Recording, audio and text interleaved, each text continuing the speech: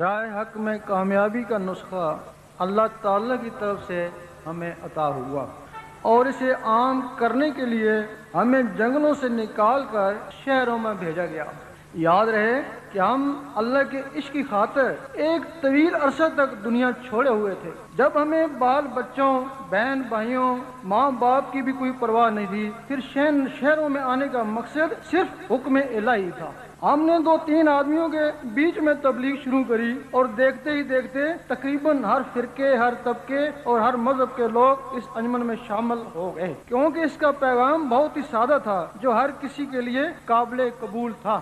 پیغام یہ تھا کہ انسان اور اللہ سے رابطے کا ذریعہ یہ دل ہے۔ یہ دل ایک ٹیلی فون کی مانند ہے جسے پاور کی ضرورت ہے۔ جس ٹیلی فون میں بجلی نہیں وہ بیکار ہے، اسی طرح جس دل میں اللہ کا نور نہیں وہ بھی اللہ سے دور ہے، اور جن دلوں میں اللہ کا نور ہے وہی حبل الورید ہیں۔ جب دل کی دھڑکنیں اللہ اللہ پکارنا شروع کرتی ہیں تو ان کی رگڑ سے دل میں نور آتا ہے جو خون سے ہوتا ہوا روحوں تک پہنچتا ہے۔ پھر روحیں بھی بیدار ہو کر اللہ اللہ کرنا شروع کر دیتی ہیں۔ جس دل میں ہر وقت اللہ اللہ شروع ہو جائے اس دل میں اللہ کی محبت پیدا ہو جاتی ہے، اور جن کے دلوں میں اللہ کی محبت پیدا ہو جائے اللہ ان سے محبت کرتا ہے، اور جن سے اللہ محبت کرتا ہے انہیں پھر بڑے پیار سے دیکھتا ہے۔ جس دن اللہ نے پیار سے دیکھا، محبت گئی، عشق آ گیا، پھر میں تیرا اور تو میرا۔ تب علامہ اقبال نے فرمایا گر ہو عشق تو کفر بھی ہے مسلمانی۔ اپنے ان نظریات کی وجہ سے انجمن کو کافی اندرون ملک اور بیرون ملک فروغ ہوا۔ کچھ کارکنان انجمن نے قواعد و ضوابط کی خلاف ورزی کرنا شروع کر دی، اپنے من مانے نظریات انجمن میں پھیلانا شروع کر دیے،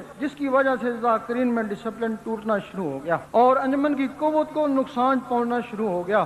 عام لوگوں نے انجمن کے کارکنان کے غلط اعمال کے باعث پوری تنظیم کے خلاف نظریات کام کر لیے، اور کچھ علماء نے بھی بغیر تحقیق کے ہمارے خلاف فتوے لگانا شروع کر دیے۔ یہ صورتحال وقت گزرنے کے ساتھ مزید خراب ہوتی جا رہی تھی، اس لیے ہم نے اب یہ فیصلہ کیا ہے کہ انجمن میں تنظیم نو کی جائے۔ پچھلی سال اسی وجہ سے ہم نے عہدیداروں کی تنظیم نو کی تھی، اس سال ہم کارکنان کی تنظیم نو کر رہے ہیں۔ اب انجمن سرفروش اسلام کا رکن صرف وہی ہوگا جس کے پاس انجمن کا جاری کردہ رکنیت کارڈ ہوگا۔ اس سلسلے میں ہم خود جانچ پڑتال کر کے رکنیت کی تصدیق کریں گے تاکہ شرارتی عناصر اور سیاسی عناصر سے انجمن محفوظ رہ سکے۔ جب مذہبی تنظیمیں سیاست کا شکار ہوئیں تو وہ خود ہی اپنے وقار کھو بیٹھی۔ انجمن وہ تنظیم ہے کے لیے ہم نے رات دن ایک کیا، اپنے خون پسینے سے اس کو سیراب کیا۔ انجمن کا پیغام پیار و محبت ہے،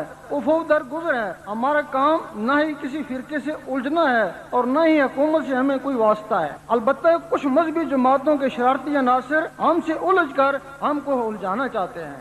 اگر ہم انہی لوگوں میں الجھ گئے تو ہمارا اصل مدعا متاثر ہوگا، جبکہ ہم ہر شخص کے دل میں اللہ کے نام کی گونج پیدا کرنا چاہتے ہیں۔ آج کے اس اجماع میں ہم تمام کارکنان انجمن کو تلقین کرتے ہیں، جبکہ بارہا پہلے بھی کئی دفعہ تلقین کر چکے ہیں کہ وہ اپنے کردار اور عمل میں بہتری پیدا کریں، ذکر اللہ کے مراکز مضبوط بنائیں، ذکر و فکر اور نماز میں مصروف رہیں، شریعت اور طریقت یعنی زبان اور دل، اقرار باللسان، تصدیق بالقلب سے ہی راہ سلوک میں کامیابی ہوتی ہے، ورنہ زبان والے صرف مساجد کی دوڑ تک اور دل والے مستی کی حد تک کی رہتے ہیں۔ کامیاب وہی ہوئے جنہوں نے دونوں کو اپنایا۔ تمام ذاکرین غیر شرعی اعمال، غیر شرعی نعرہ بازی سے اجتناب کریں۔ بعض ذاکرین ناچتے اور تالیاں بجاتے ہیں، ان کی اس حرکت سے ہمیں کوفت ہوتی ہے۔ بعض لوگ انجمن اور ہماری ذات کو علیحدہ سمجھتے ہیں، جبکہ ہم انجمن سے ہیں اور انجمن ہم سے ہے۔ جو کارکن انجمن کے قواعد کی خلاف ورزی کرے گا اسے انجمن سے خارج کر دیا جائے گا اور اس کے نام کی لسٹ آستانہ پر آویزاں کر دی جائے گی۔ ایسے عناصر سے میل جول بند کر دیا جائے۔